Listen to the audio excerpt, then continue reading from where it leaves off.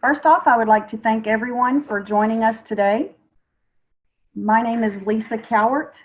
I am joined by Mr. Paul Hunt. We are both appointees of the Rehabilitation Council of Texas and will be your facilitators for our very first ever Zoom town hall meeting. We also have several moderators that will be helping to conduct the meeting today using the Q&A box and the chat box. We also have several vocational rehab personnel to answer individual questions. We would like to begin by thanking everyone for attending today. We're very grateful for your presence. We want to have your voices heard. And today your feedback will help shape the comprehensive statewide needs assessment for 2020. The CSNA will help shape the future of vocational rehab services in Texas, so this is a very important conversation.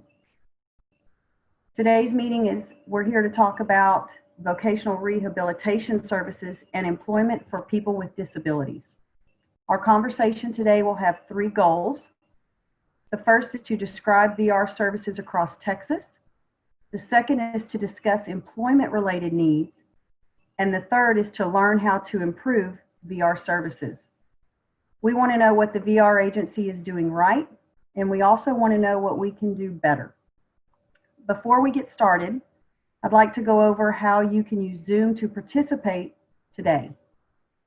First, as attendees, you cannot project your video. So the only people that you should be able to see on your screen are the RCT facilitators, like I mentioned, myself and Mr. Paul Hunt. There are two ways for you to respond to each question today using Zoom. The first is raising your hand. If you're using a computer, tablet, or smartphone, and you would like to speak using your microphone, you will click on the icon on the bottom of your screen labeled Raise Hand. The keyboard shortcut to raise or lower your hand is Alt-Y. If you used a dial-in number to join us today, you will use *9 to raise your hand. You will only need to raise your hand once. If someone else speaks before you, you will keep your place in line. When it is your turn, you'll receive a notification from the host asking you to unmute your microphone. You'll then click on the Unmute Myself, and you will be able to speak. The keyboard shortcut to mute or unmute yourself is Alt-Y. If you used a dial-in number today, use the *6 to mute or unmute yourself when it's your turn. We would like to ask that you speak slowly and clearly so we can create a clear transcript of today's meeting. The timekeeper will let us know when it is time to move to the next question. We're pleased to announce that we do have a large number of people attending today, so we are going to ask that you limit your responses to 2 minutes. You will need to raise your hand again to answer a new question. The second method of responding is using the Q&A icon located at the bottom of your screen to type in your comments.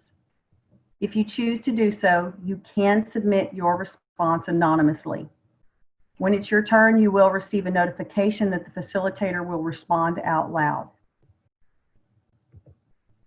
Also, if you would like to follow along the facilitator's response on the closed captioning, you can use the closed caption icon on the bottom of your screen to start viewing. If you would like to respond to the facilitator, you may use the Q&A box again. If you have any questions or concerns about services for a specific person or an individual case, as mentioned before, we have VR experts available to chat privately with you. Please use the chat box to let us know that you have a case-related question. Since we have people attending from all over the state, we do ask that you let us know in which city or area that you receive your VR services.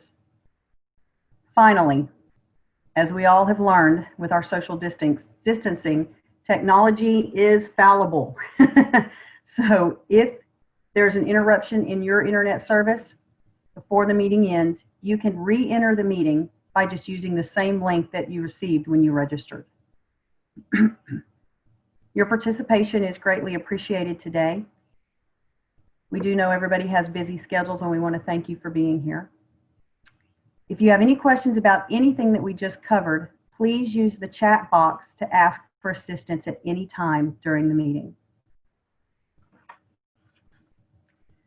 We're going to go ahead and begin. First, let's talk about vocational rehabilitation services. The first question is, please describe your experiences with the VR agency and counselors. And remember, your responses, the way you can respond is using the Q&A box or raising your hand.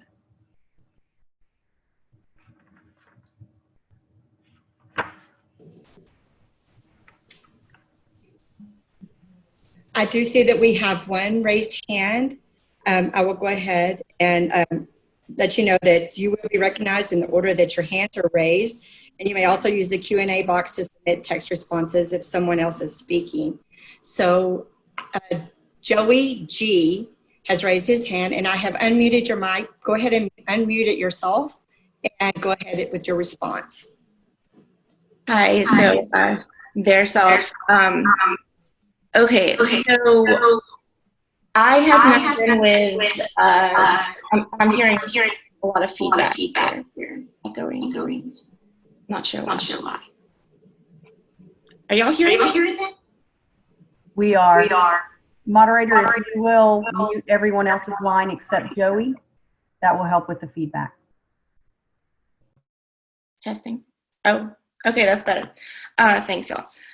So basically, this is now my 11th year with VR. I was with DARS for a long time. I will just say it's been horrific. It has been absolutely horrible. And this is coming from myself and not the organization that I signed up with, because this is purely on an individual level.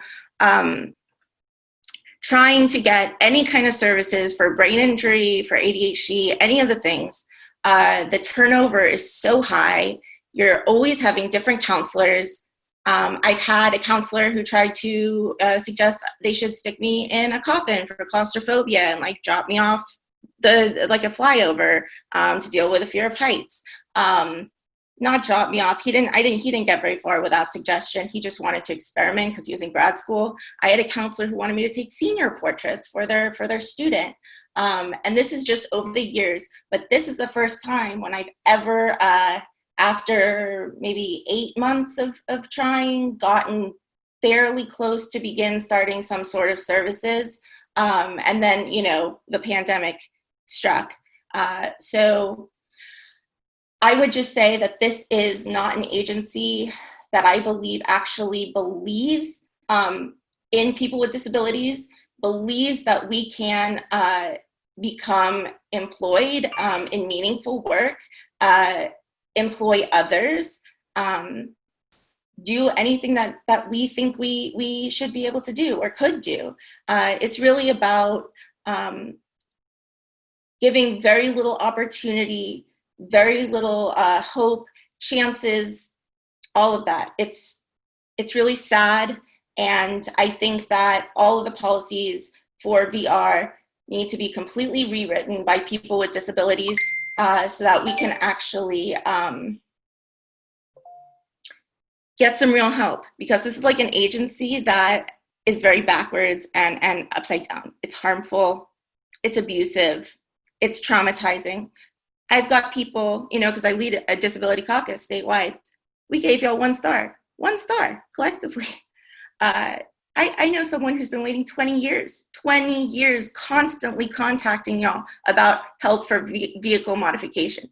20 years, y'all, come on. Like, this is just absolutely disgusting. But y'all have a 90% something saying, patting yourself on the back. Yes, we've done great. Everyone is so satisfied. Joey, I'm sorry to break in, but we do have to give a 2-minute time limit to each speaker, so we allow others to speak. Yeah, sure, that's fine. So I'm going to go ahead and move on to the next person now, which would be Melissa B, if you will go ahead and unmute your mic and you can speak now. Can you hear me? Yes. Okay. I, I'm I am really shocked of what she said because I was about to say the same thing. I was kind of hesitant, but yes, I've been with you guys for the last 2 years, and I try to go back to work on the right to work. Um, Unfortunately, it didn't last. I got fired. I tried to get accommodations and stuff, but they wouldn't allow me. And I've I've done everything I could possibly do, and I had like 3 or 4 different counselors, and none of them helped me. So I was like, I didn't know what to do. I didn't know where to go. Um, I was trying to get help. They said it was going to help me with my resume, and I never got anything. I really didn't. And right now I'm really, really traumatized because I thought the job that I had was a really good job. And when I tell you, I don't think it had anything to do with me. I think it was the lady, because I got there and the person that hired me, they all resigned, and it was at Texas Children's Hospital.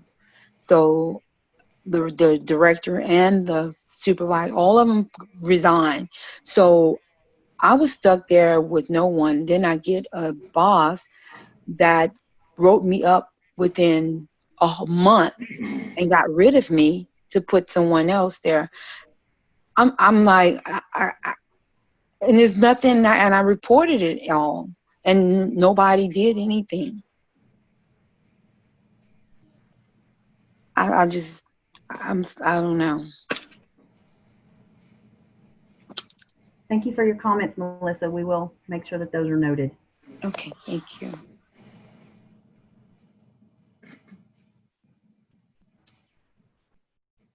Lisa Godwin, do we have any other raised hands? We do, yes. The next person in line is Judy B. I'm going to, give me just one moment. Let me allow you to talk. Can you all hear me? Yes, we can. Okay, because sometimes my computer doesn't work very well. So thank you all for having this. I really appreciate it. I am calling on behalf of my 25-year-old son who has autism, anxiety, Tourette's, and other disabilities. Very capable, bright, wants to work. Like the other 2 people, what they mentioned with turnover, I'm in Houston, and that's all I'll say. And I've been told by people that our office has one of the worst turnover rates. So the person, my son did hold a job for 3 years, which was great. It had nothing to do with voc rehab. I just found that I had to educate people about supported employment and the importance of supported employment for people with disabilities that they didn't really seem to know. So now we're back to searching for a job again, not because he lost the job, but because he went to a continuing education program, which you always want to learn more. So it's really sad that rather than using a voc rehab specialist to help us find a job and support us in that job, I'm using another nonprofit agency that is credentialed as a voc rehab specialist because they won't have the turnover. They seem to know what they're doing. In fact, I know they know what they're doing. They don't even seem to. They know what they're doing. And isn't it sad that I'm only using my local agency as a way to say, okay, this agency, I want you to authorize that I can use them and they will be paid to find a job that works best for my son in a small office environment with supported employment. You can't just send my son to a job and expect it to work. People don't understand autism. They don't understand people with disabilities. And your voc rehab counselors, I've even offered, because I work for a nonprofit myself, to educate your VR counselors on the parent's perspective as well as the experiences that my son has had. I have yet to be taken up on that offer. And I implore you to educate your rehab counselors so they understand the challenges with both visible and invisible disabilities. Big difference. And my heart goes out to the two previous callers. I don't know if in the chat box I'm allowed to share my information, but if I can help them in Houston, I am happy to. So please let me know if that is okay, because that's what I do. Thank you, Judy. Your 2-minute time limit has been reached. I'm going to go ahead and move on to the next person. Yvonne R. Please unmute your mic and go ahead and speak. Can you hear me now? Yes, we can. Okay, great. So my name is Yvonne Rodriguez Gully, and I am a direct service provider, kind of like Judy was talking about. I have been an employment specialist, a contracted employment specialist for about 9 years. And so I serve what we call Region 6 in Texas. So pretty much South Texas from Del Rio, San Antonio, Victoria, Corpus, and south, all the way down to the Rio Grande Valley, which is where I do the bulk of my business because it's where I reside. And so I say that to let you know that I've had the opportunity of working with a lot of different field offices. And so I see lots of different counselors, lots of different management, and it's really interesting, to say the least, that, you know, the same agency is operating very different in different areas of the state. And, you know, for the most part, I will say I have a great working relationship with them. I have to in order to move my business forward, if you will. But most of them have really great intentions. I just feel like one of the biggest challenges that we all face, even the VR counselors, myself included, is that the agency in general has kind of moved away from focusing on the individual. And there's just a lot of paperwork. There's a lot of detailed stuff that is taking time away, compliance, you know, stuff, which is, you know, of course, required and important, but we're so bogged down by some of the paperwork and the, you know, processes that we're not focused on the consumer. And that's my biggest concern, is that, you know, our focus needs to be, you know, the customer, if you will. And so that's my main feedback that I wanted to provide, that there's some inconsistencies throughout the agencies and how they operate. And I have to kind of adapt to each one, you know, as I go around the state providing services. For the most part, I do feel that they do have the customer's best interest at heart, but because the agency has so many requirements and all of these new things, initiatives that they want to do, they're just, you know, taking that time away from the customer. Thank you for your response. I'm going to go ahead and go. Stephen F. will be the next person. If you'll go ahead and unmute your mic and you'll be able to speak. Yes, are you able to hear me? Yes. All right, thank you. Thank you for having the town hall. I had a couple of things I wanted to say since we were talking. One, I've both been a recipient of VR services through the Veterans Administration, and I'm a provider for TWC VRS. And I want to give you guys a little bit of credit. It's a completely different culture. The vocational rehabilitation in the VA is one of deny. And here, what I've seen is whatever people could do, they try to do. Everything's not perfect, but it's a completely different culture. And for those of you who have mentioned being miserable or upset with the type of services you've got, I've seen the other side, and this is a pretty pretty decent amount of what they do and the way they do it. They're largely a great advocate. One of the things I've said oftentimes, TWC, VRS, that you guys do have many practices that seem to not assist the business or make things harder for the business. One example is I know other VR agencies in other states have long before COVID-19, they moved to a different kind of way for their customers to sign off on paperwork. I still catch myself driving around the city of Houston trying to get signatures and things like that from customers, and that can be hard. So that's one thing that, you know, it's kind of like the decisions are made without considering how the business side of it may go. Some of the other things I've seen, the paperwork, the last woman who spoke mentioned the paperwork. Every time there's a paperwork change, there's more pages. And I don't understand that. I wish we could move to a paperwork system that was something that you could do online. Especially we do a lot of group training. When you're doing a group training, oftentimes as soon as the group training is over, the parents may pick them up and bow, they're all gone. So how am I supposed to type my paperwork up and then get signatures on it? Now I got to chase them around town to try to get signatures. You know, the move to TWC, someone mentioned about it kind of being like not as focused on people with disabilities. You know, the move to TWC seemed to me as if it was trying to help more people, but it lost some of the great things that were already great about TWC, VRS, or DARS, as they used to be called, which was that personal attention, that ability to connect with people with disabilities, and them to, you know, have a place that was like a safe type of place.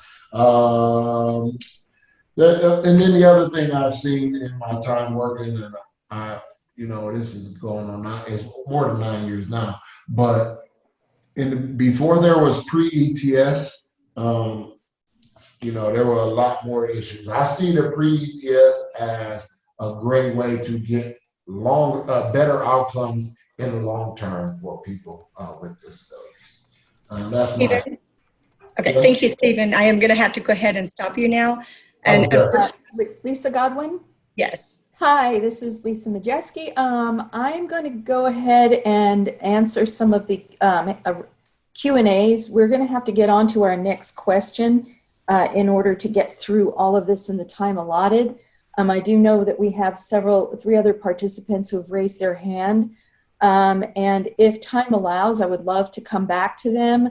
But we do want to make sure we get through all of our questions today, and we only have a certain amount of time to do it. So we're definitely, this is a learning experience for all of us, and I do ask for your patience on this.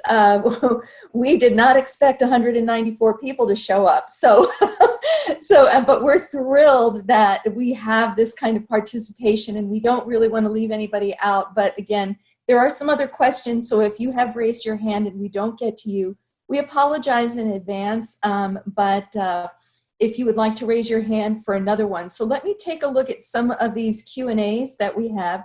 Now, there are a few in here under the question and answer that are personal in nature, specific to a person's case. And what I would ask you to do is if you put a notation in the question and answer about that you go ahead and type that into the chat box instead. The Q&A is only going to be answered live by us or read by us live if it pertains to the question that we're talking about. So with that in mind, there is one that says, Stephen Freeman, most of my experience has been positive, and I was a recipient of VR services as a veteran.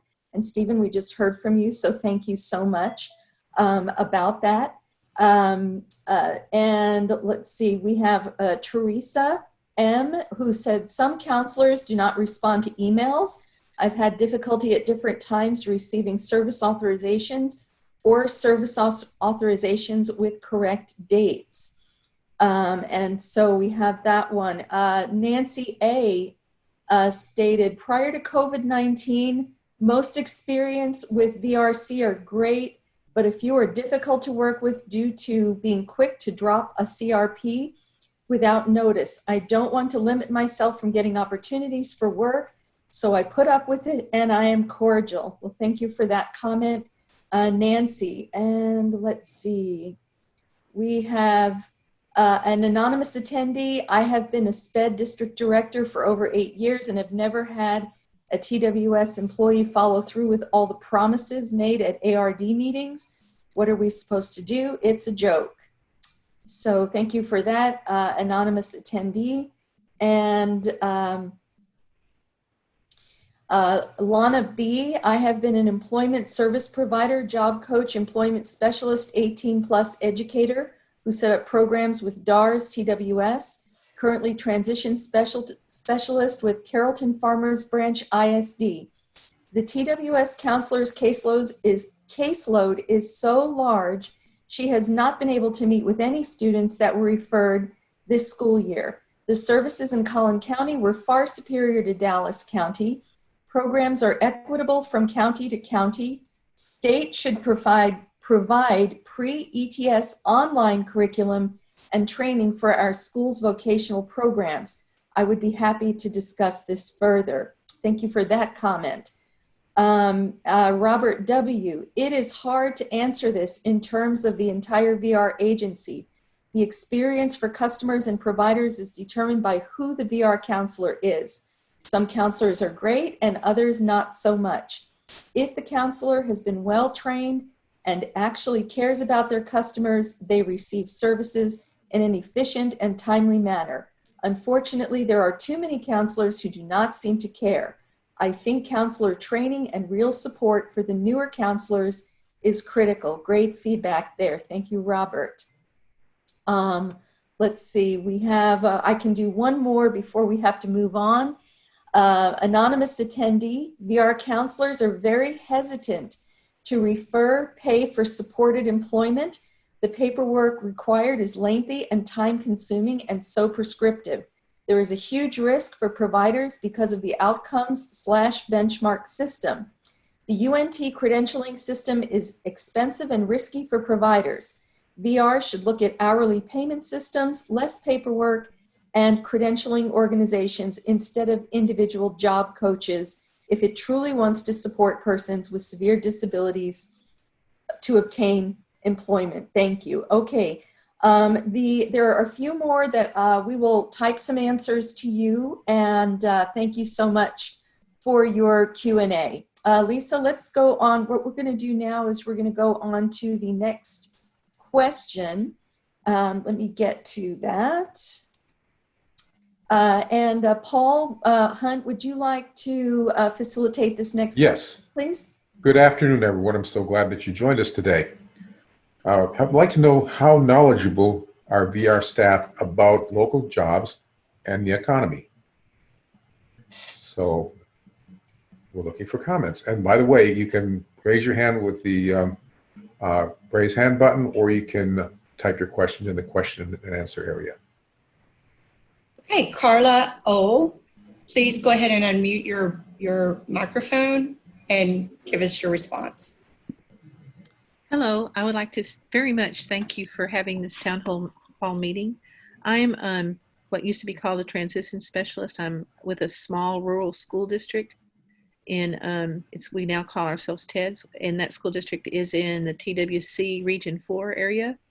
It's Trinity ISD, and I want to say that my VR counselor has, two of them that I've had experience with, have worked very, very hard. But because she covers such a large area, since we're rural, it's very hard for her to know a lot about the local economy and jobs. So I would say to anybody working with VR counselors, communication between her and I has been critical, and I have helped her contact employers, or I have asked around and found out what people might be amenable to those, to our students having jobs. So goes back to what the other people were saying in the first question about the amount of paperwork they have to manage as well. So if they had more time to do that. Also about the pre-ET services, which heavily relies on local jobs and the economy. The communication between the TWC side of that and the vocational rehabilitation side is completely unmanageable. And at the state level, something must be done to coordinate that communication. And again, the counselors are pretty much, their hands are tied. And if you don't have a good person going out to look at the employers, it's not going to work. And we have had difficulty with that.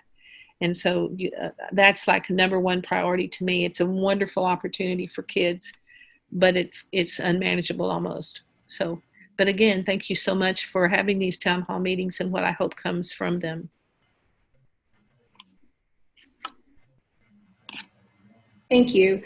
Next raised hand we have is Judy B. Go ahead, Judy, and unmute your mic and you may speak. Thank you so much. I have found that the rehab. Excuse me, we're having difficulty hearing you. Oh, okay. Is this better? My apologies. Much better. Thank you. Okay, thank you. I'm so sorry. I have found that the counselors, when I finally latch onto one that stays, the gentleman that I'm working with now is very, very nice and very kind. But again, I am using an outside credentialed TWC provider because the previous counselors that I have tried to use to help my son do not seem to have any ideas. They don't seem to think outside the box. They don't seem to understand his disabilities. And I think they want to try, but they are not trained properly, and training is key. That's why I have gone with an outside company that can provide these VR services, and hopefully the supported employment will be approved, because you just can't expect people with disabilities to go into employment without supported employment. It is critical to their success. Thank you so much. And I do thank you for having this. And I thank my rehab counselors for trying. Not trained properly, and it's not their fault. It starts at the top. So my hope is they get more training. Thank you so much. Yeah. Judy, I would like to ask you a follow-up question. Yes, sir. You're talking about using an outside provider, that they're not one of the TWC providers. Is that correct? It's one that you found yourself, or is it one of our providers? I think it's one of, I don't know how you'd call it. They took the UNT classes. Mm-hmm. So it's a credentialed TWC provider called Summerhouse Houston. So I don't, and I apologize, I don't quite understand the distinction. I just know that they are allowed to provide services like your voc rehab counselors would, but they really have placed other people. They follow up in the workplace, and what they do is they establish relationships with businesses in Houston, which you know how big Houston is. Okay, so you're actually been referred to this provider, and this provider's helping you. Oh, I wasn't referred to them. I knew about them because of the work that I do, and I trust them. So VR is not paying them. You are. Is that correct? I'm just trying to understand. VR is going to pay them because they're a credentialed provider. They are a provider. Okay. They are. Yes, sir. Good. Okay. Yes. So the idea is that your issue, sometimes the counselor not giving you a proper referral to a provider, it sounds like. That may be some of the part of the issue. Part of it, and because 3 years ago when I tried to find a provider through TWC, there was so much turnover. I think I went through 4 providers in like 2 or 3 months. There was no continuity, no contact, and I couldn't make any headway. Okay. So thank you so 3 much. Years later, I find another place that I've made my headway. Good. And thank you, TWC, for paying for it.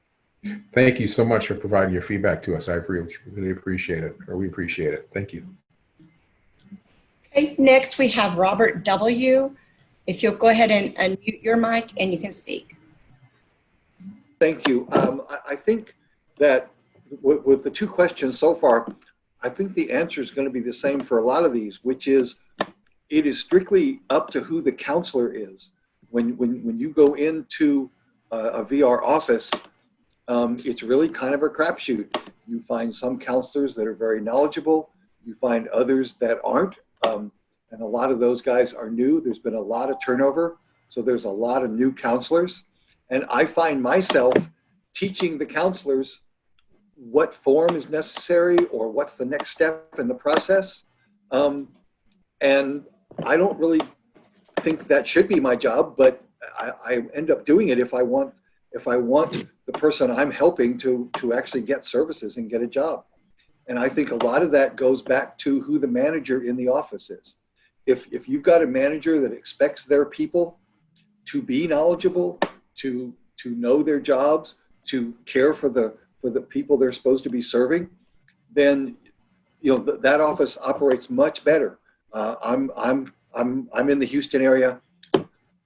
I am a voc, I am a voc rehab provider. We're a CRP, and when we tell the people who come to us for help, if we're going to send them to workforce, we will give them a list of counselors and say, call this office, by their zip code, but call this office and ask for this person in order to try to get them someone who's going to be really helpful with them. The other thing is that if you ask 4 counselors the same question, you're going to get 3 different answers. And if you ask their managers, if you ask 3 or 4 managers the same question, you're going to get 3 or 4 different answers. There's very little continuity between the offices, and in some cases between counselors within an office, as to how they interpret the regulations and how they move forward with providing services. So I think consistency is a big problem. It has been for a long time, and I think that until that problem gets solved, you're going to hear the stories that you have been hearing from the people who have come to you for help, because it really is a crapshoot when you go into an office as to whether you get a counselor who knows about local jobs in the economy, who knows about the system, and who is out there really trying to help their people get jobs. Thank you, Robert. I do need to move on to the next person in order to get more questions, responses. Thank you. Lisa Godwin, we'll take 2 more live responses and then move on to the Q&A. Okay, next we have Jennifer M. Go ahead and unmute your mic. Okay, can you hear me okay? Yes, we can. Okay, so we're in Lubbock, actually. And so a problem we have is my son graduated 7 miles outside of Lubbock in Idalou. But for whatever reason, his counselor is out of Plainview, Texas, which is 45 minutes away. So they don't have a lot of knowledge of Lubbock. And also there are events that I will find out after the fact my son could have gone to because they don't know that they're happening in the Lubbock area. So one of my things that, and so he goes to the Burkhart Transition Academy now, which y'all did finally start paying for this year, thankfully. We paid last year. So they're the ones that have found him the job he's in. But so one thing I've said for a long time is I think there needs to be a way for the clients to be able to go to some type of website, have some type of updates, be able to know what's happening, because the counselors are so busy and they might not be in the right areas, that if we had, and they're expected to tell us things that are happening. If we had another way to know what else is happening, we'd be happy to go and let them not have to waste that time trying to contact us all. So I think that's all I had. Thank you, Jennifer. We're going to move next to, give me just 1 second, to LaShayla M. You can go ahead and unmute your mic and speak. Yes, I would first like to say thank you again for hosting this town hall meeting. Hearing responses from clients and customers of VR is very important to how I am able to do the work that I do here in Greater Dallas. I am what is called a student hireability navigator. And what I can say that VR is doing is definitely making sure that they're creating new positions. Like my position as a navigator is a new position that that TWC has put into place to help support TVRCs, educators, and things of that nature, as well as parents and students. And it's really about being connected with the community. I was submerged into working with individuals with different abilities. We're trying to change the language here at Greater Dallas, and definitely wanted to just voice consistency with like the VR staff, because it does change. This is a labor of love, and it's really working with different abled individuals.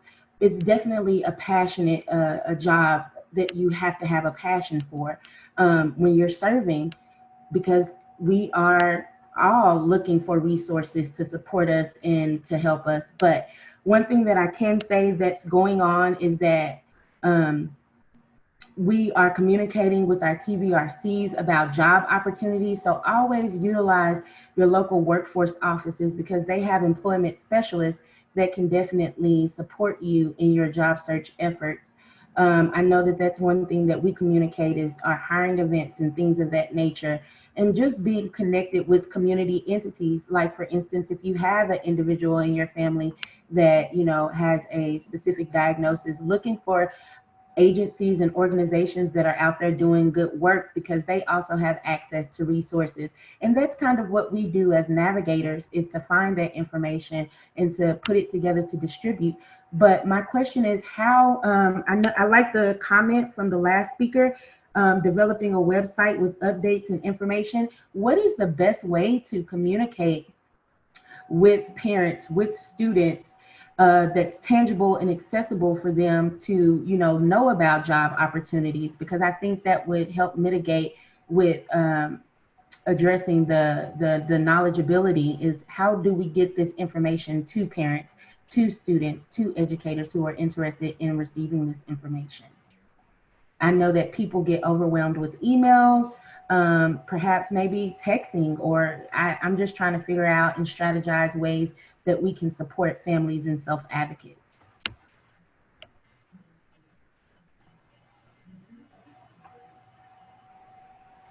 Okay, so I'm going to read out some of the comments that came in through the Q&A. Tanika wrote, to alleviate the caseload, VR services should look into contracting out VR custom counselors to private CRP providers. Thank you for that comment. Stephen wrote, some counselors have lots of resources and community contacts. Many are only waiting for the providers to do the work instead of partnering with the customer and the provider. Thank you for that feedback, Stephen.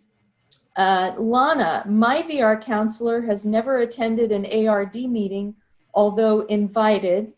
Lana, thank you for that. Nancy wrote, almost all VRC rely on CRPs, community resource providers, and are open to hearing statistics on the employment and economy in their county.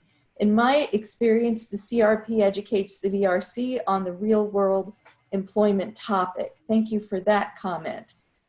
We have an anonymous attendee who writes, I am a CRP.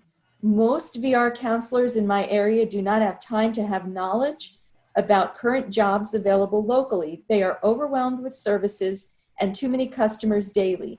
A few times in 6 years, a VR counselor has given me information about a job they heard about or given me a website for a job. Thank you for that.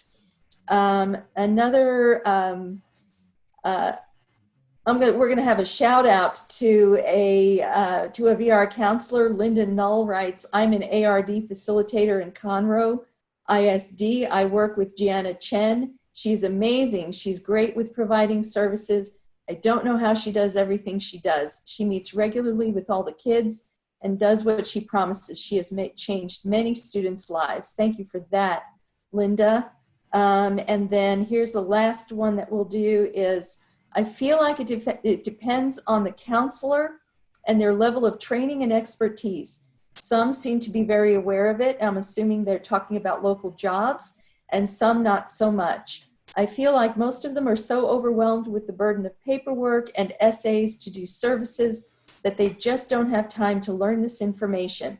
The VR standards team and that person and the person that runs it needs to decrease the number of forms and paperwork burden immediately, not just for COVID-19, but for the long term. I don't think they have any idea what actual employment services look like. Okay, that's all the time we have for the question and answer on this particular topic.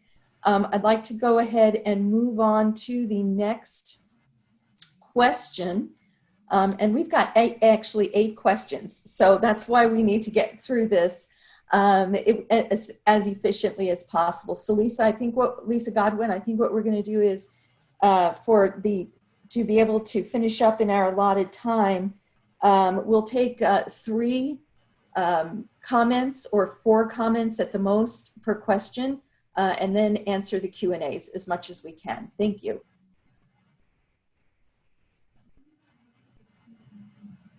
Lisa, would you unmute yourself? Lisa Godwin? Yes, I'm sorry. Are we ready? Yes. Do we have any raised hands? Yes, I'm sorry. I didn't hear you want to read the question. I'm sorry, I didn't read the question. Okay. How knowledgeable are VR staff about government benefits for people with disabilities and other government programs? Okay, the first raised hand we have is James W. Go ahead and unmute your mic and you may speak. Awesome. Thank you all. Can you hear me? Yes, we can. Okay, perfect.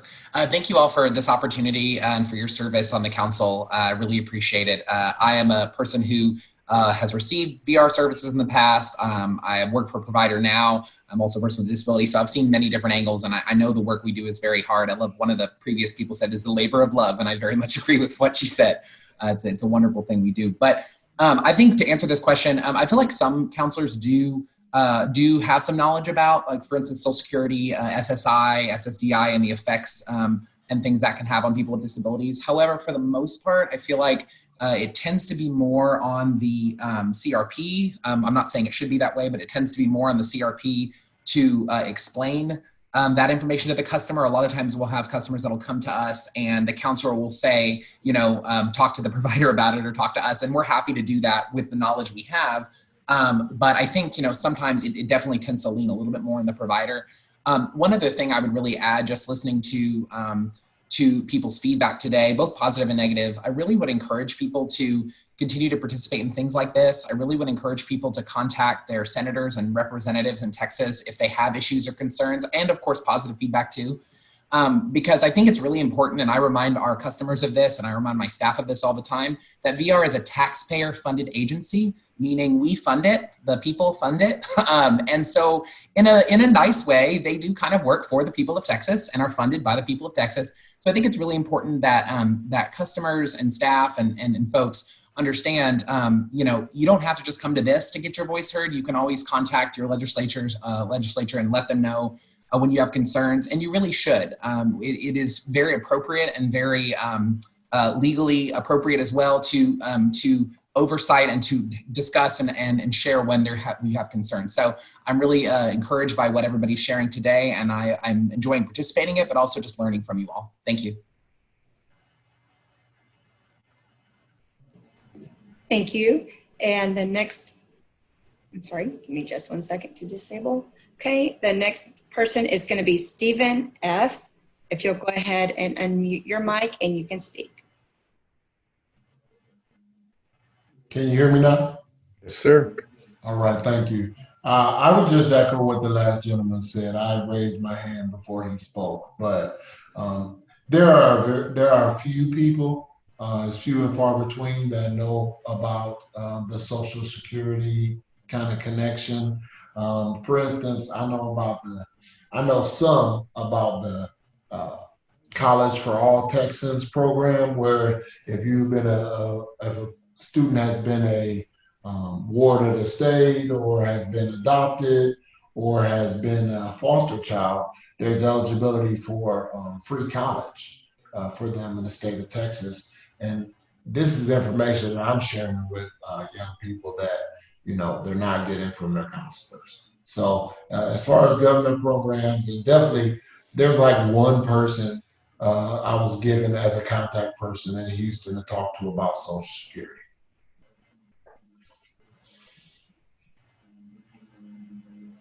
Thank you, Stephen.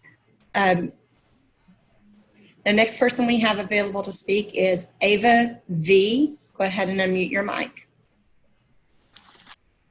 Yes, can y'all hear me? Yes, we can. Okay, thank you. I appreciate y'all having this meeting today. My question or response is I'm a disabled senior citizen and a sole proprietor. In regards to this question or responses that have come forth about how knowledgeable the government agencies are about government benefits, I had a very difficult and challenging time filing for unemployment benefits. I did reach out to Texas Workforce Solutions and they had no solutions for me. The way it stands with TWC at this point is that since I have no income, that I'm not eligible for unemployment benefits, and that is in violation of the CARES Act. I haven't had any income coming in since February 18th because my businesses are considered non-essential. So it's very disappointing and discouraging that Texas Workforce Solution and VARS have not been able to assist me with these matters. It's been almost impossible to get through to TWC with myself filing for self-employment. And now the status, like I said, was that I'm not eligible, which is not correct. So I wanted to see what these government agencies and these agencies that are on here today are doing to help self-employed individuals during this COVID-19.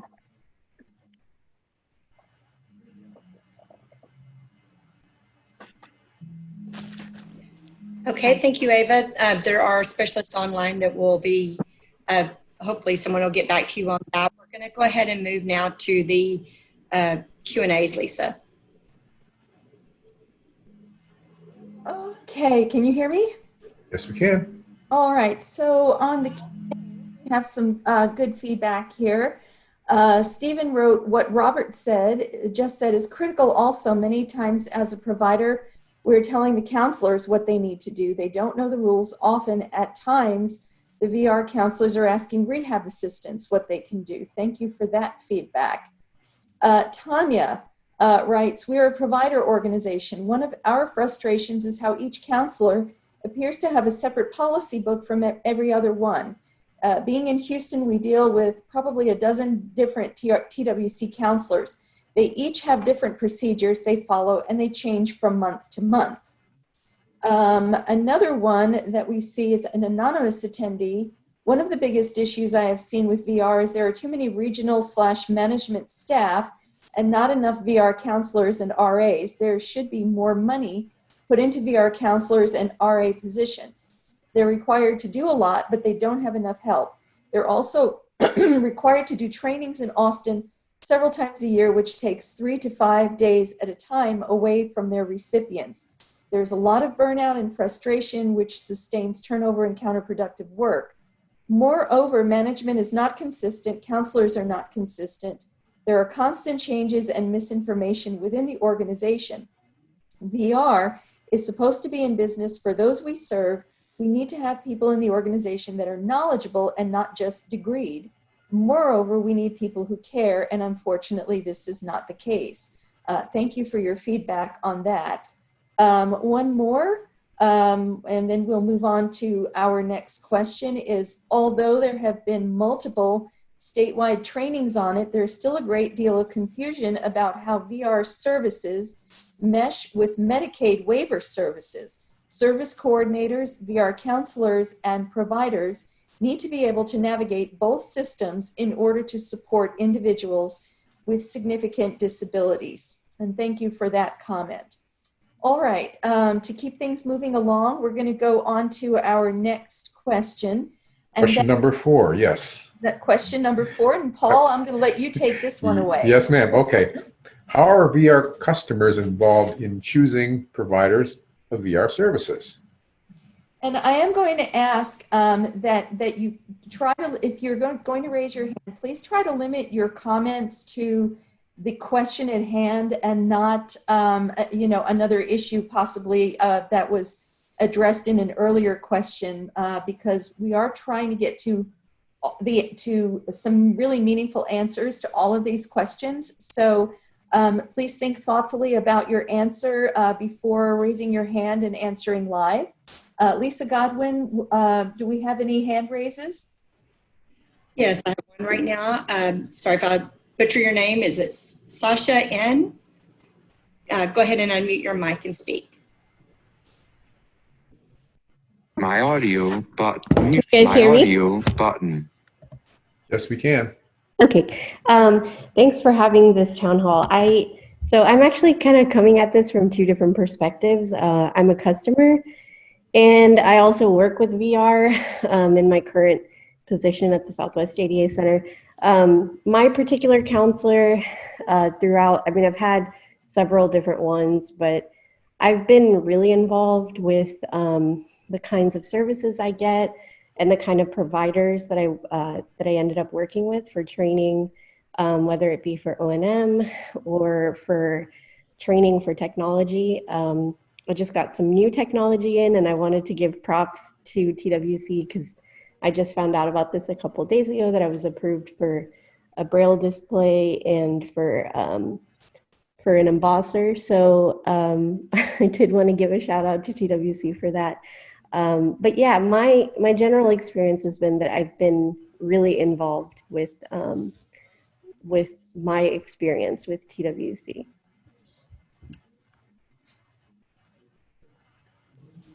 Okay, thank you for that comment. At this time, I don't see any other raised hands.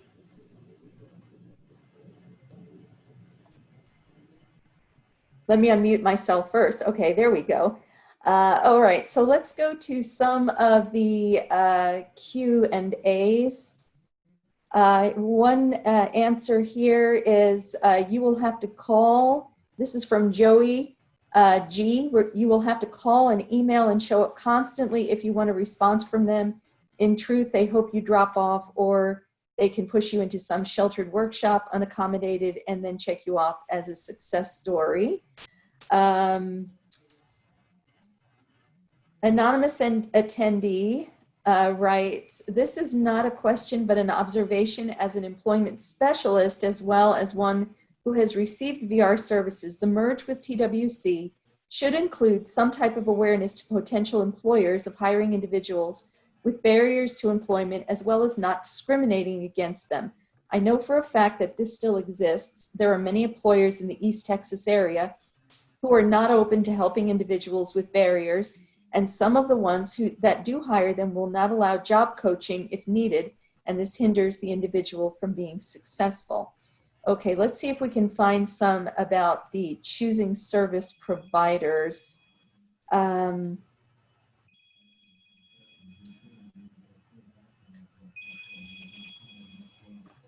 Here's one from Tony P. I was a TVRC under DARS for 10 years and now a CRP. Just a note from that perspective.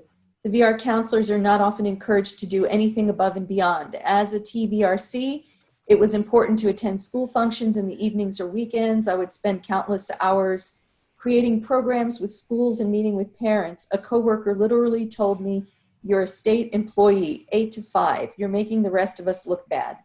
Management would often talk about the need to get out in the community, which I loved, but flexing schedules to do so was challenging, not easy, and often not encouraged. Tony, thank you for that comment. Here's one, anonymous attendee. We talk with families all the time that are not given the options of different providers. We have been a provider for over a year and we still don't show up on the lists yet. We market to VR with little success. We do much better talking with parents and getting them to request us. Thank you so much for that comment. Let's see. Those are the ones that I see here that are directly related to this question. So we're going to go ahead and move on to question number 5.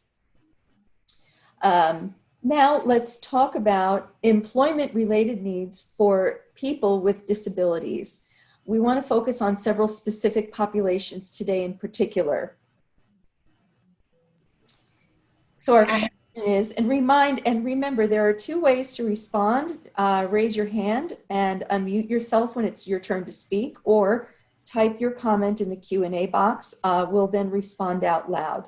And remember, closed captioning is available. If you need help on a private matter, please remember to use the chat box to privately contact VR support staff who are on this call right now and are ready to stand by and standing by ready to help you. All right, question number 5. What are the employment-related needs of people who are blind or who have visual disabilities? Please offer suggestions on how the VR program can improve the way it helps to meet these needs, the needs of the blind or individuals with visual disabilities. Lisa Godwin, do we have any raised hands? We do. First, we have Joey G. Go ahead and unmute your mic and you may speak.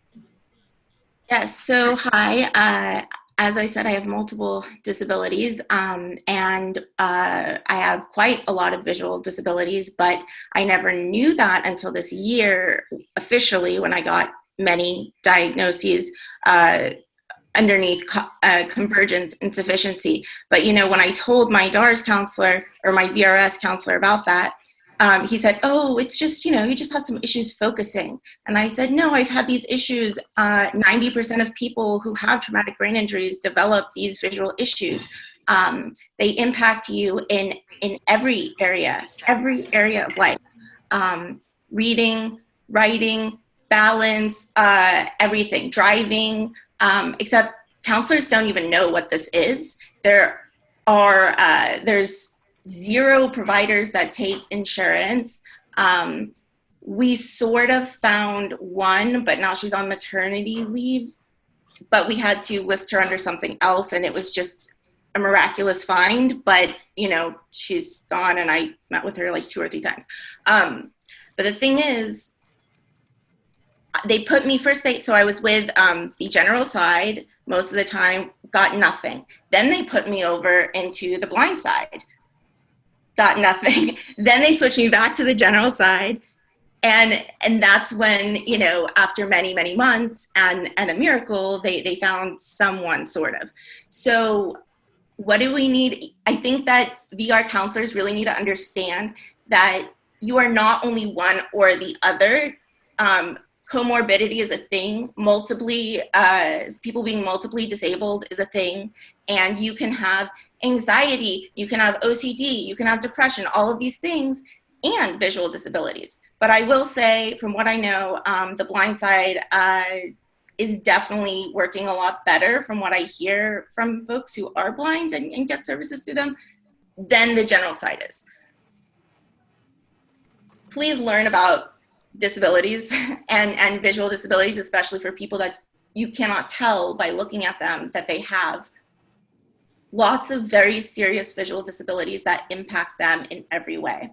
And that's what I would say. And saying, oh, you probably just have an issue focusing. Well, duh, I have ADHD. But the thing is, it also has a lot to do with convergence insufficiency and the long list of these things that I can't even name right now because I can't remember them. But I have them in the report. You'll have it. I'm just saying that was very dismissive. And I found that by myself. I found that through my own research. If I had just relied on a DARS counselor, VRS counselor, we would never know about that. Nobody had even heard of that. So anyways. Thank you, Joey, for that information. We need to move on now to the next person. The next person is Stephen F. And go ahead and unmute your mic and you may speak. Hello, I must try to stop talking. This will be my last question. As far as the employment-related needs of people with disabilities, who are blind or visually impaired, there are some great people who, and I've done some blind awareness training as a provider. And we were trying before COVID-19 to create a program here in Houston But there are, if you're asking what are the biggest needs, I would say some of that technology. So there's some amazing types of technology that are out there that can help people who are blind. And I don't know, does there need to be a budget increase to get to some of that stuff, or some more understanding and training on how to use it, or what out there is available to the public. But there are some pretty amazing technologies that I've seen with some of the people we've worked with who have visual impairments that have really helped them a lot, a lot. And then there's the education piece for those of us who don't know. Just like the young lady spoke about earlier, I also have some visual impairments due to multiple sclerosis. And for a long time, they just told me it was because I was 40. And it was actually the reason I found out about it. So there are a lot of dismissive type of things when it comes to that stuff as well. So maybe some education would be there seems to be a lot of room for TWC VRS to educate the public on people with disabilities, how to work with them, the sensitivity around it, and things like that. Okay, thank you, Stephen. At this time, I do not have any other raised hands. Lisa, if you want to go ahead and do the QAs. Yeah, so it looks like right now we have two that are related to this question. One is from an anonymous attendee. We have displayed visual sizes of containers where food is involved, laminated pictures, and use of visual magnifiers implemented on the job. Visual magnifiers can be installed in the business or kept in customers' pockets, or Braille instructions, use of Braille computers, and voice-activated computer systems. So really, thank you for that valuable feedback. Bianca W. Writes, there is a need for more counselors who have experience working with individuals who are visually impaired. Understanding the level of visual impairment helps the counselor offer the technology support or training that can help the individual with employment. And thank you for that. Let's see. We have also, here's another one that just came in. I think VRCs and CRPs, employment specialists, need to have formal education and training on how to better serve the blind and visually impaired, maybe UNT. Patsy M has, her comment is, I'm a CRP director in Brazos Valley area and believe that our local VRS office, shout out to Leslie Abbott, supervisor, as well as state level project search administrator, Melinda Paninsky, try very hard to keep apprised on community resources as well as state level resources related to blind and visual impairments. Very nice comment. Thank you so much for that. Here's a good one. This is Joey G. There is need for visually impaired and blind individuals to write the policy for the blind side. Well, that makes sense. There is, let's see, dealing with blind services. Here's just one, the last one I'll comment on. Wanted to give a shout out to transitional counselor in the Houston area, Carolyn Wilburn. Very attentive to her clients' needs and goes above and beyond to ensure services are implemented at all times. More counselors are needed like Mrs. Wilburn. All right, I know there are some other comments in here that are not necessarily related to this particular question. So what we're going to do is we're going to go ahead and move on to our next question. Okay, our next question is, what are the employment-related needs of people, hang on just a second. What are the employment-related needs of people with neurodevelopmental disabilities, including autism, intellectual disabilities, and learning disabilities? Please offer suggestions on how the VR program can improve the way it helps meet these needs. I apologize. That's okay, Paul. My braille, I got feedback that interrupted my braille, so that happens. Right, I know, that's fine. And that also includes ADHD as well. Do we have any hand raises, Lisa? We do. We have James W. I'm going to go ahead and unmute your mic and you may speak. Thank you. I wanted to actually this part spend first couple seconds just praising honestly TWC VRS for the progress they've made in working with this population. As a provider, this is probably about 75% of who we work with, and the level of services and the availability of an array of services from TWC has grown exponentially in the last, I'd say, 5 to 10 years. I really want to give kudos and a shout out to Jennifer Hines, who leads the neurodevelopmental disabilities team with TWC. We've been a provider member for years, and she and her team have really done just outstanding work. So I can't honestly praise them enough for it. And so I wanted to make sure I said that. That said, there's always more that can be done. I think, you know, the services now are in the policy, and providers like us can offer a lot of really amazing services like social skills and environmental work assessments, and really, really good services that can help meet the needs of people with disabilities, especially those with autism and IDD. I think the big thing that needs to happen is we would just love to see more counselors utilize those services because they're in the policy and they really are very effective and very strong, good VR services. So I'd love to see more use of the services. I'd love to see more use in terms of social skill services. We have a lot of clients who we provide social skills to in group settings, and they really enjoy the classes. They learn so much from them, and they learn how to socially be appropriate on a job. And we've had clients that are young in their teens to clients that are in their 20s and 30s, and all of them really seem to love the services and seem to get so much out of them. So, you know, definitely I'd love to see more referrals for that and more counselors utilizing those high quality services just because they are really needed. And the last thing I would say is just continuing to kind of think outside the box, because with this population, that's really what you need to do. And I really give some kudos to, again, to TWC for really rolling out some expanded services and doing more here. Thank you. Thank you, James. Next, I'm going to have Sandra H. So let me.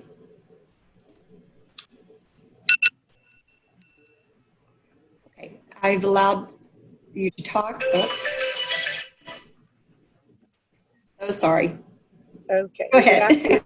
Yes, ma'am. Good afternoon. This is Sandra Farias Henriksen, and I'm with Advanced Employment Services. We serve the Rio Grande Valley, and I want to thank you all as well. And we appreciate the counselors in the Rio Grande Valley.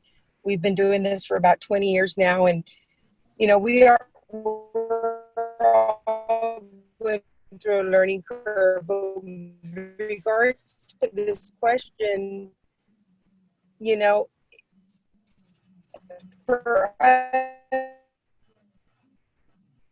just let you know your mic is cutting in and very rewarding. Some of your differentiate. Just people. Oh, I apologize. Okay, can you hear me? Can you hear me now?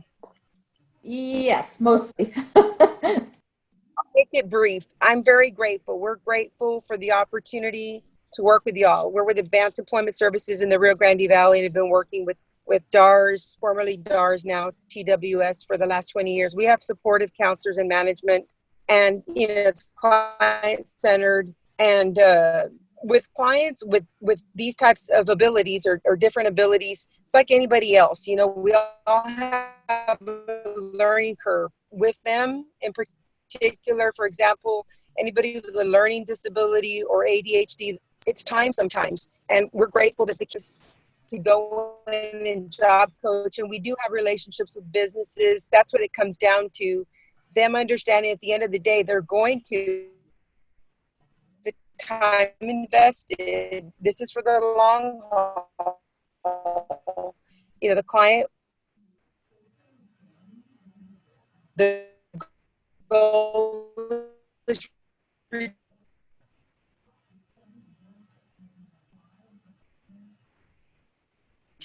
Okay, Sandra, I'm sorry. It sounds like we're having a lot of audio difficulty and not catching most of what you're saying. I'm going to move on to the next person. If you could go ahead and maybe send your statement in the question and answer. Committed.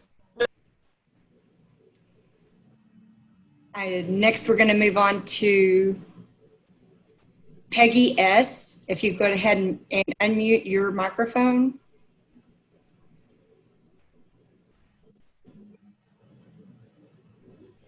Okay, now am I unmuted? Yes, you are. Okay, thank you.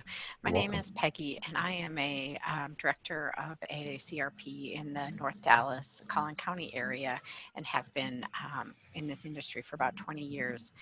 I think over the last maybe 3 to 5 years, I've noticed a big swing in referrals of individuals with IDD, ADHD, autism, that instead of receiving a referral for supported employment, we've received the referral for job placement. And I think one of the key things, the two key things that doesn't offer those individuals are that it takes away those assessments, those getting to know you and learning where they're going to work the best in, and then also the long-term support. Individuals, especially with cognitive disabilities, they really need that ongoing support after closure with Texas Workforce in order to maintain long-term success, which is what everybody wants. So I think one way that would really make a difference is helping educate the counselors. And of course, they did redo the supported employment paperwork that made a huge difference. So hopefully that will continue to have referrals come to supported employment. But that, again, learning about those long-term supports and how we can make that work for the long-term support is key. Thank you.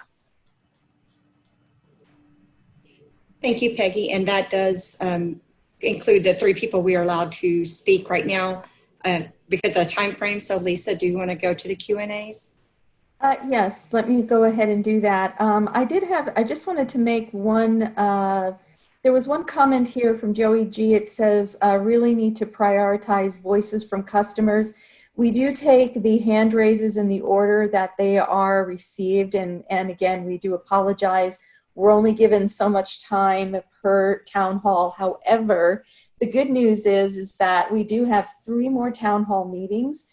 And I do want to comment on that. There is going to be another one tonight at 6 o'clock, and then 2 more town hall meetings on May the 19th at 12 and 6. So please, and we'll have that posted at the end of this presentation. So where you were able to register for the last town hall, for this town hall meeting, if you feel like you really want to be heard, I do know that the one tonight does not have as many participants, so there's a better chance that we will be able to get to your comments. And so I just wanted to encourage you, and I do apologize that we can't get to everybody. And like I said, we were just absolutely thrilled and floored at the same time at the number of attendees that we've had for this meeting. So just want to let you know that. So let me get to some of the comments about this particular question. One says, for people with IDD, this is anonymous, with IDD and or autism, VR counselors need to be willing to, 1, believe they can work, and 2, authorize supported employment.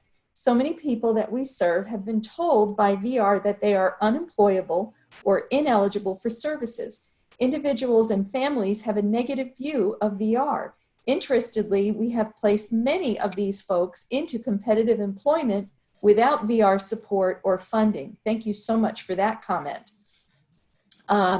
Here's Joey G, education piece. They still don't know, and they said, despite my severe TBI, which is traumatic brain injury, that I was not eligible for CRS. It's really an extremely sad state. There is a need, Mary Beth B writes, there is a need for more voc rehab teachers to support with independent living skills, O&M, and supported employment with services from job coaches in the remote areas of Texas. Thank you for that comment, Mary Beth. Let me see what else we have here relating to this question. Okay, we have another anonymous attendee. There needs to be much more testing on an individual basis of a customer's autism and detailed information on where they are on the spectrum.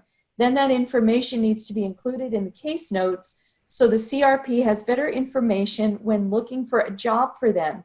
This would ensure CRP's better placements and more success for customers with autism. Thank you for that comment. Let's see, what else do we have relating to neurodevelopmental?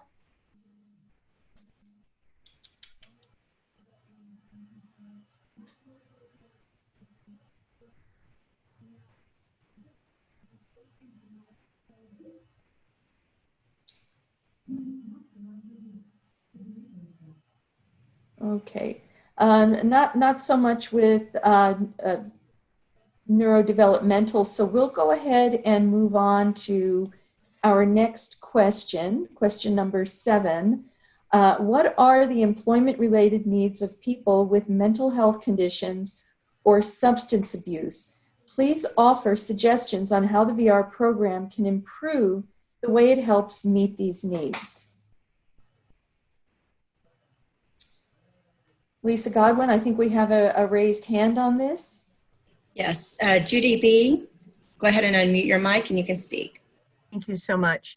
I can't speak for the substance abuse, but for the mental health, you know, when you have someone who has anxiety, obsessive compulsive disorder, impulsiveness, I think it's really important that the VR counselors understand those disabilities, how they manifest themselves in the person with the disability, so that they're placed in the right office environment with supported employment so that they can be successful, and that supported employment needs to continue. It's not as though you can just have it for 30 or 60 or 90 days and say, okay, we're done, because anxiety and those related disorders, they're lifelong, and they need supported employment throughout their career. Thank you. Thank you, Judy. Next, we have someone that's called in with the phone number starting with a 210 area code and ending in 217. Go ahead and unmute your mic and you may speak.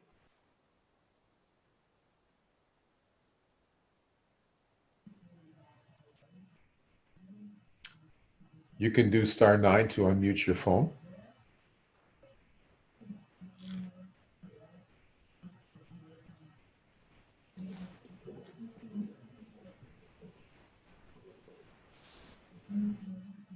Okay, no other hands are raised.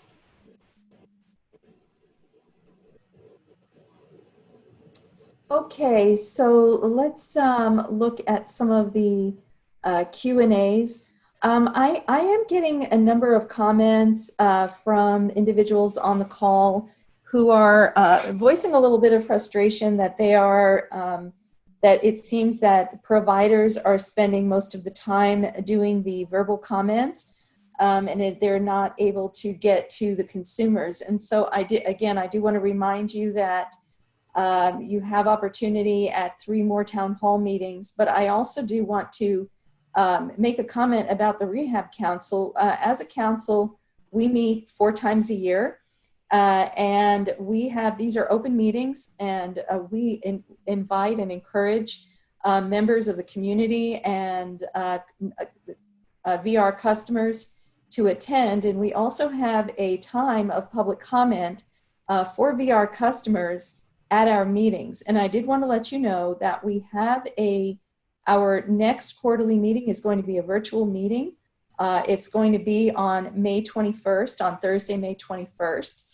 And we are going to have a time of public comment. If you go to the VR section of our TWC website, you can find the information about our council meetings on the website, and you can register for public comment. And so I do want to let you know that you have that opportunity as well, and we really want to encourage you to do that if we're not able to get to you during these town hall meetings. So let's go ahead and try to find some comments regarding individuals with mental health disabilities. We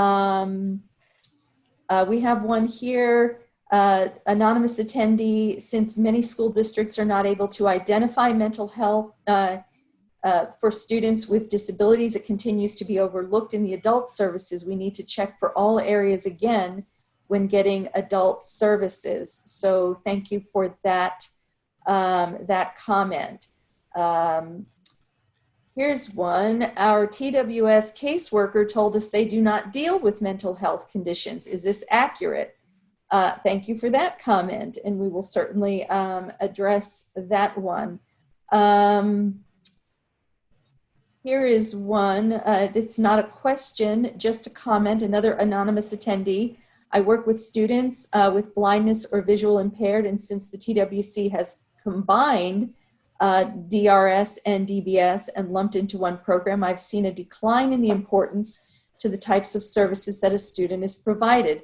People with visual impairments require so much more specialty services since they do not learn as other people learn due to sensory loss. In the state of Texas, we have 11,000 plus students identified as students with visual impairments, and have noticed that our TWC VR counselor has had to minimize the services to students as well as those off at post-secondary learning environment. My beef is that my counselor is always threatened about increasing her caseload, and I do not know what TWC thinks, but there will never be more than maybe 10 kids in a high school that have visual impairments, and their needs far exceed the needs of students with autism and intellectual disabilities. We need our counselors back. Okay, thank you for that comment. All right. Paul, I'm going to Yes, ma'am. Sorry, Lisa. Excuse me. We do have one raised hand. Joey G just raised his hand. Okay, let's let Joey comment on this question number 7. Okay, Joey, unmute your mic and go ahead. Yes, this is sort of in response to whoever said that the needs of those with visual, I believe that they said that the needs of those with visual disabilities far exceed or they need much more support or something like that. Can y'all remind me if that's actually what was said? Something you read. Yes, it was what was read, and well, I've dismissed it, so I don't have it up on my comment anymore. Okay, it was something to that effect. Okay, well, I would so emphatically disagree. And I think what people really need to understand is that people with disabilities don't only have one, like maybe they only have one disability, but often we have multiple disabilities, and we span across multiple boxes, right?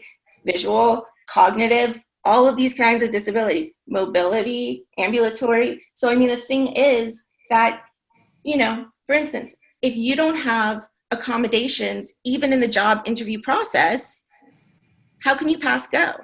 If you don't have the ability to think, and this is true for me, to respond without having time to process, how far are you going to get? So it doesn't matter what you do, if you don't have that, you're basically screwed, pretty much. So the thing is that, like, I think that people with other disabilities, it should not be a battle for resources. We all need support.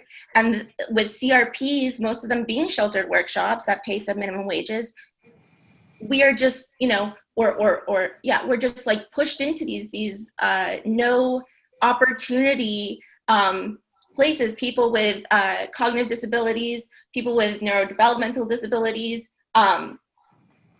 It's really extremely sad. Or, you put us in state institutions. This is also where shelter workshops are. If we had the supports that we need to achieve what we are capable of, we could do so much more. And many of us do, but not because of y'all. And I really think that people need to understand it's not them or us. It's the disability community at large. Cross disabilities are a thing.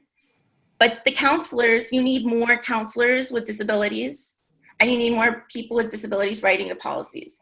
This is what's needed. Because until we have that, it doesn't matter what you try to teach people, right? They're not going to really get it. And that's the problem.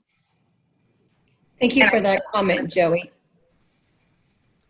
Okay, Paul, would you read question number 8? Yes, ma'am. Question number 8. What are the employment-related needs of disabled veterans? Please offer suggestions on how the VR program can improve the way it helps meet these needs. Okay, I have a raised hand from Stephen F. Go ahead. Hi, I said I wasn't going to talk again, but this is my area. I actually became a provider because I was trying to get the VR agency at the VA to help me. And my counselor there had just come from DARS. And so that's how I ended up getting here. The big piece I see that is an opportunity for the state of Texas to help veterans that are disabled is that they wait sometimes up to 16 months to be qualified to be able to use VR services, 18 months, something like that, years. And the requirements basically for TWC VRS are to have a diagnosed disability and want to work. In the VA system, you have to go through first receiving a disability rating. Then if your rating is not at a certain level, which is 30% or higher, you're not eligible for vocational rehabilitation services.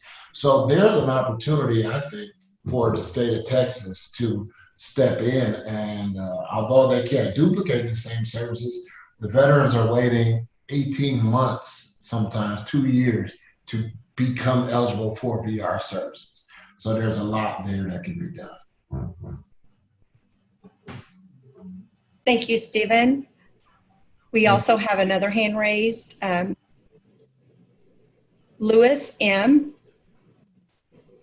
Go ahead and unmute your mic, Lewis.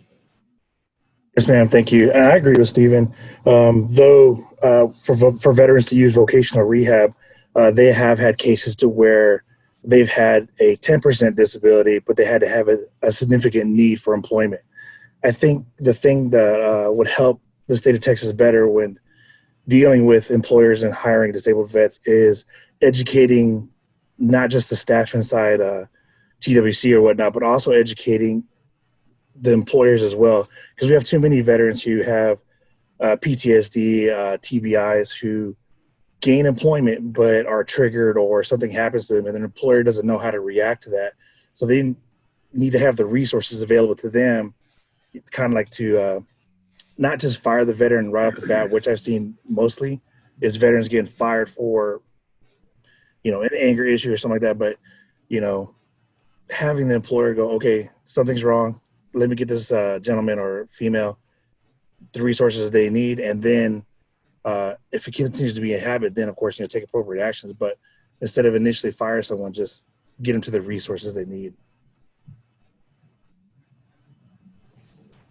Okay, thank you, Lewis.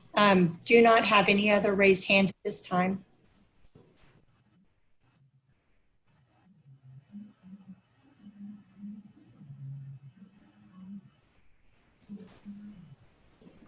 Lisa M., do you have any QAs? Sorry. No, I don't have any QAs relating to veteran services. Now, I do want to let you know it is past 1:30. We are going to continue on. I understand if some of you need to drop off this call, but we will continue on. We actually have 2 more questions to get through. We want to make sure that everybody's voice that we possibly can is heard. And so some of you are going to be very, very happy with this next question. So let's talk now about the CRPs. CRPs are government programs, nonprofits, and other providers of VR services. Some examples include schools, doctors, and job skills trainers. So our question, and remember there are several ways to respond to this question, is please describe your experiences working with CRPs. So now obviously this is, consumers and customers, this is all about you. So please, if you've got a comment to make, please raise your hand and comment on this very important question.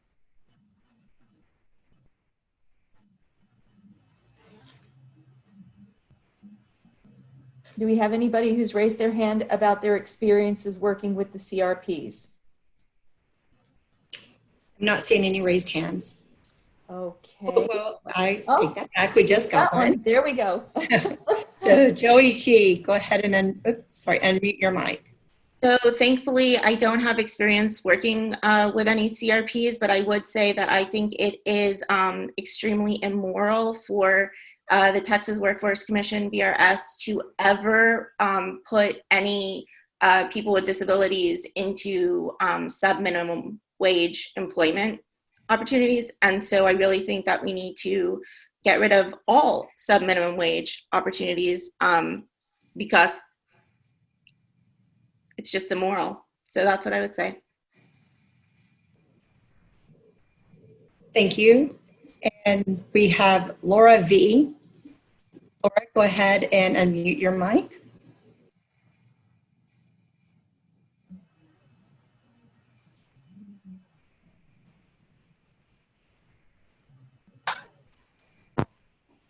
Good morning. Can you hear me? Yes, ma'am. You sure can. Hi, this is Laura Bond with Lakes Regional, and we cover 12 counties, and we are actually a CRP. And we just wanted to say that we've enjoyed working with our counselors in our 12 county area, and we have went with the employment first outlook across all of our counties. And we do believe that all individuals can work at minimum wage or above with the right accommodations set in place and with supports. And with that being said, we did have the workshops, and we have totally done away with our workshops across all 12 counties. And we have not had those for the last 2 years. So we agree. We believe that everybody can work in the community alongside with others without disabilities, as long as they have us there to support them, and we have the VR counselors as well to support them in their goals of long-term employment in the community. And we appreciate all that the counselors do for us. Thank you, Laura. I am not seeing any other raised hands. All right, and on the Q&A, I see one question relating to your experience with CRPs. We are a CRP and we've never done sub-minimum wage or sheltered work. Many CRPs are supported employment providers. And that is something to make sure that everyone understands. Supported employment, in order to be to qualify for supported employment, it must not be sub-minimum wage. So thank you for that comment. And so I'm going to go to our last question that Paul is going to. Give me just a second. Okay. So Paul, we're going to discuss possible gaps in VR services and challenges in receiving services. So Paul, this is your question. Question number 10, last one. What people or needs might have been overlooked? Is there anything else that you would like to add on any of these questions? And we really do appreciate your insights here. Okay, I do have some hands popping up. James W., go ahead and unmute your mic. Awesome, thank you. I just would like to add, and some of these things have been addressed, but some things that I think really need to be considered, both, and I feel this way, by the way, both as, yes, a provider, but also just as a person with a disability who got help from what was DARS to go to school and to get a job way long ago. But I think, a couple things. One, I really agree that the voice of people with disabilities needs to be much more considered in the development of VR policy. I think we've heard that a couple different times from different people. I'm going to echo it again because I think it really needs to be heard. People with disabilities should be involved in the policy process and development of policy and VR policy at TWC. To my knowledge, they have never been. I am not aware of any case when people with disabilities feedback was sought by the policy team at TWC or by the standards team. And I really do think that should change very soon. The other thing I would add is, as a part of that, I think there also needs to be a lot more collaboration between schools and TWC and providers. We do a lot of pre-ETS services where we're able to do that, and we love doing that. But I wish it wasn't just pre-ETS. I wish there was a lot more collaboration with the schools and with people with disabilities coming out of school to get the help they need from TWC. So I'd like to see more of that. I think probably the last thing I would say is, and I'm not quite sure the reason for this, but in the past, kind of since the transition over from TWC, noticed a more, I don't know the right word, but I'll use a word. It's the closest I can think of. I have noticed a more kind of a hostile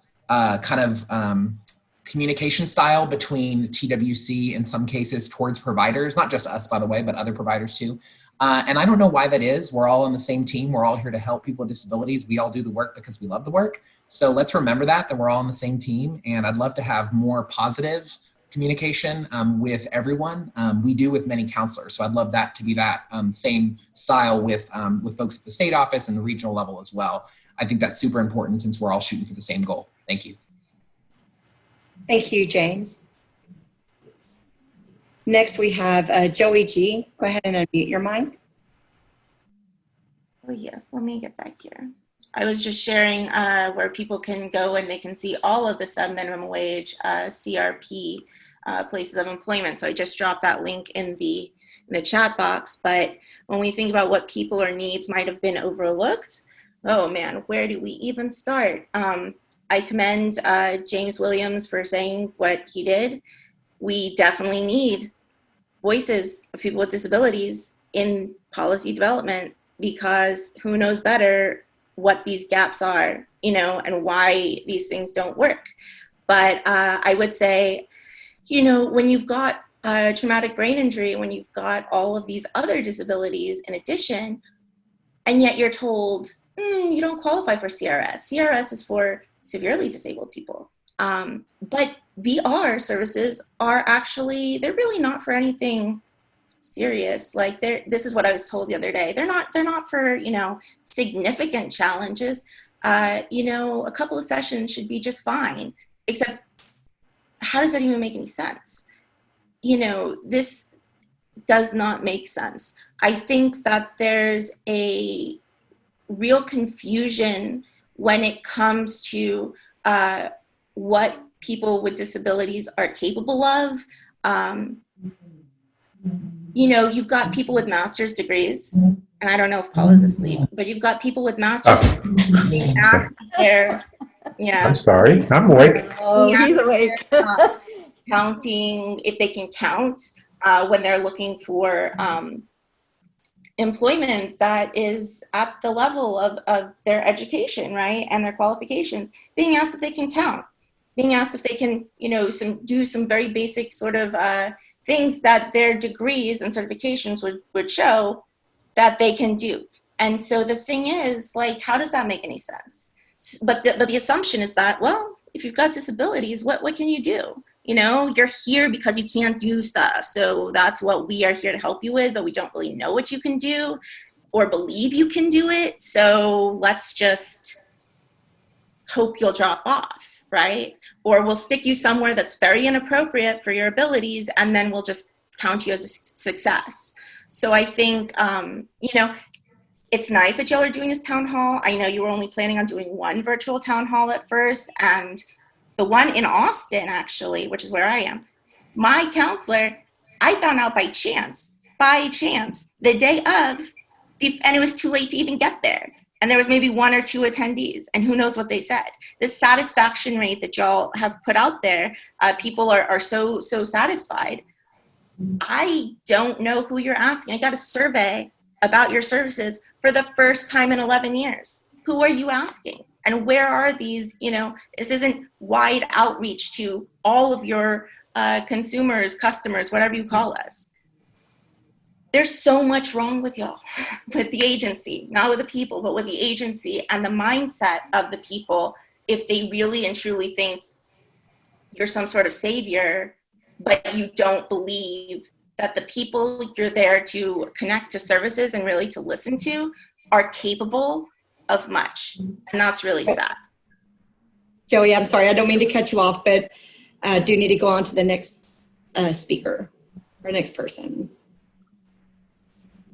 Okay, so next we have Judy Blake. Go ahead and unmute your mic, Judy. Thank you very, very much. Can you hear me okay? Yes, we can. Yeah. Okay. A huge shout out to Kimberly King. I've met her at resource fairs, and to Kristen Davis, who I have known for several years. And Kimberly put me in touch with a different office. And so now I'm working with someone else who's trying to get me set up for supported employment. But Kimberly, so accessible, very kind, very knowledgeable. And maybe she just needs to be at an actual office and training TWC reps, because maybe, you know, positive people tend to spread their knowledge and spread their energy. So many thanks to Kimberly and Kristen. Just wanted to make sure I compliment them. Thank you. Thank you, Judy.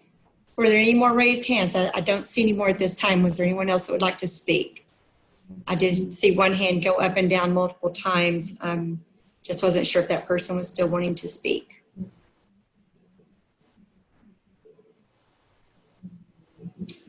Okay, no more raised hands. All right, so I'm just going to finish up with some of the Q&As that have come in. This is going to be over a variety of the 10 questions that we have gone through today. And so we have one here from an anonymous attendee. Since many school districts are not able to identify mental health for students with disabilities, it continues to be overlooked in the adult services. We need to check for all areas again when getting adult services.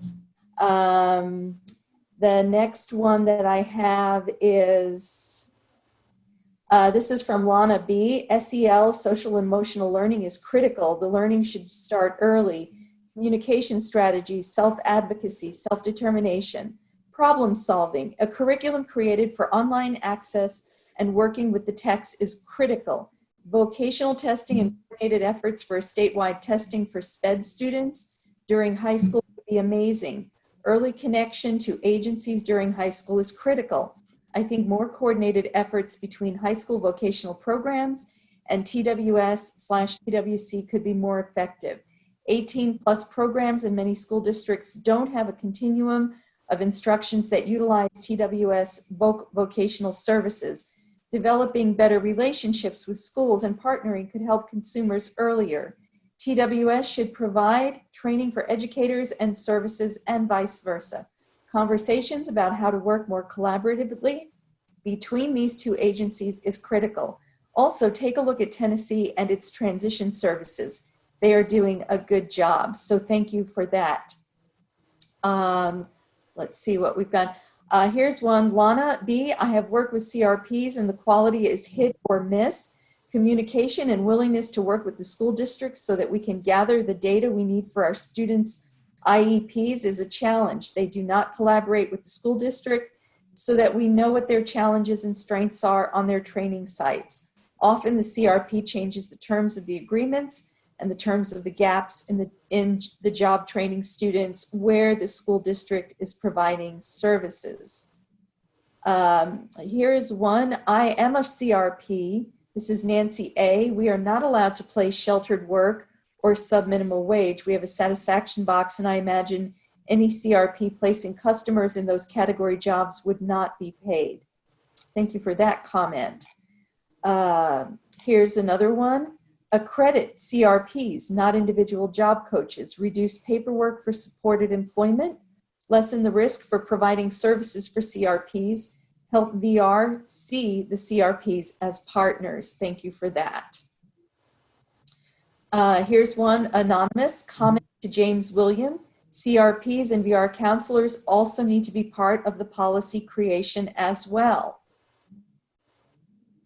And we have, here's another one, Tony P. Some VRCs use the exact same approach to assessing for every customer is why you may be asked about your abilities, which are below your degrees or training or just general abilities. The assessment should be individualized and just a conversation rather than a checklist. All right, we have many other comments that unfortunately we're not going to have time to address live. However, we'll be typing these answers in and we will be commenting on these after the fact. So what I'd like to do now is I would like to take the time, first of all, to thank the very many attendees who have attended today. Since we had a large audience today, You do have your option of submitting your comments using an online survey. You will receive the survey links in an email following this meeting. Please keep in mind that this option is for town hall questions only and not for personal questions or individual circumstances. And on behalf of the Rehabilitation Council of Texas and the Texas Workforce Solutions Vocational Rehabilitation Services, we would like to thank you for your participation today. Your input will help shape the future of VR services delivery by the state of Texas. And we want to thank you so much for your participation. We do have another session tonight at 6:30. We'll be opening up the webinar at 6 o'clock. So you are welcome to attend this one at 6:30. And we also have on Tuesday, May 19th at noon and 6:30, we will have 2 more town hall meetings, virtual town hall meetings. If you didn't get your voice heard, please consider attending one of these 2 meetings. Thank you so much, and God bless everyone. Hope you all have a wonderful day.